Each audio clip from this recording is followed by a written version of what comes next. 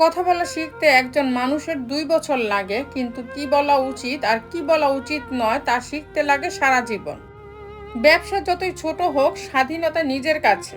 চাকরি যতই বড় হোক, স্বাধীনতা অন্যের হাতে। মাটিতে পড়ে থাকা ধুলো তোমার কোনো ক্ষতি করে না ঠিকই, কিন্তু সেই ধুলো যখন চোখে পড়ে তখন খুবই যন্ত্রণা দেয়। খাদ্যের অভাবে কেউ মরে না, কিন্তু আনন্দের অভাবে মানুষের মৃত্যু ঘটে। বাস্তব এটাই, যে চায় সে পায় না, আর যে পায় সে অবহেলা করে। ভালো তো সবাই থাকতে চায়, কিন্তু ভাগ্যটা সবাইকে সেই সুযোগ দেয় না।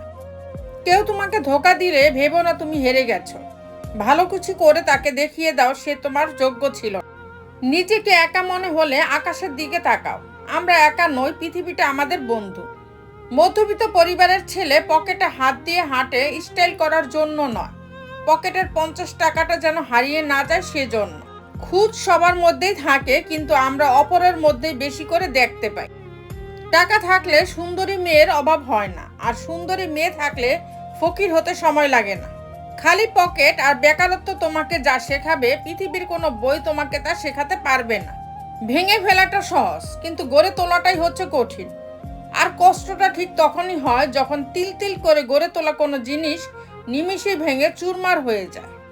মিথ্যেটাই আজকের দুনিয়ায় সবচেয়ে বেশি মূল্য দেয়। সত্যিটা কেউ বোঝে না, উল্টো অপমান পাওয়া যায়। পাশে দাঁড়িয়ে ভরসা দেওয়ার লোক নেই, সামনে দাঁড়িয়ে পথ দেখানোর লোক নেই, কিন্তু পেছনে দাঁড়িয়ে সমালোচনা করার অনেক লোক আছে। অন্যের পেছনে সমালোচনা করা মানুষগুলো সব সময় পেছনেই পড়ে থাকে, কখনো সামনে এগোতে পারে না। দুঃখ আছে বলেই সুখের এত দাম, শুধু চিনে রেখো দুঃখের দিনে কাছের মানুষগুলোর ব্যবহার। আমার মতো আমি চলি, সেটাকে যদি কেউ ঘ্যাম মনে করে তাহলে আমার কিছু করার নেই। মধ্যবিত্ত মানে একদিন সব ঠিক হয়ে যাবে, আর সেই দিনটার জন্য বেঁচে থাকার লড়াই। মানুষ কেন এমন হয়? দেখতে লাগে মায়াময়, কাছে এলে অভিনয়, দূরে গেলে কিছু নয়। এই কি মানুষের পরিচয়? তাই তো মানুষকে বিশ্বাস করতে ভয় হয়। আমি ছেলে, ইনকাম না করতে পারলে কোথাও আমার স্থান নেই। সম্পর্ক বলে কিছু হয় না এখনকার দিনে, স্বার্থের উপর নির্ভর সবকিছু। নিজেকে কখনো খারাপ ভেবো না, কারণ বদনাম করার জন্য প্রতিবেশী, আত্মীয় স্বজন, বন্ধু বান্ধব তো আছেই। পাশাপাশি দাঁড়ানোর লোক অনেক, কিন্তু পাশে দাঁড়ানোর লোক অল্প। শুধুমাত্র বেকার ছেলেরা বুঝতে পারে জীবনটা কত কষ্টের, না পারে খেতে, না পারে ঘুমাতে।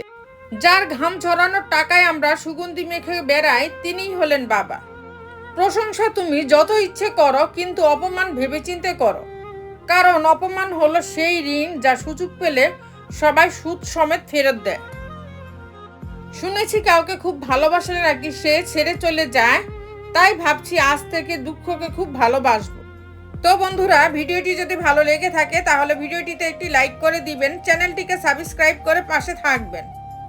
আর হ্যাঁ, নিজের খেয়াল অবশ্যই রাখবেন, কারণ এই স্বার্থপর পৃথিবীতে আপনার খেয়াল কেউ রাখবে না। দেখা হচ্ছে পরের ভিডিওতে, ততক্ষণ সুস্থ থাকবেন। Take care.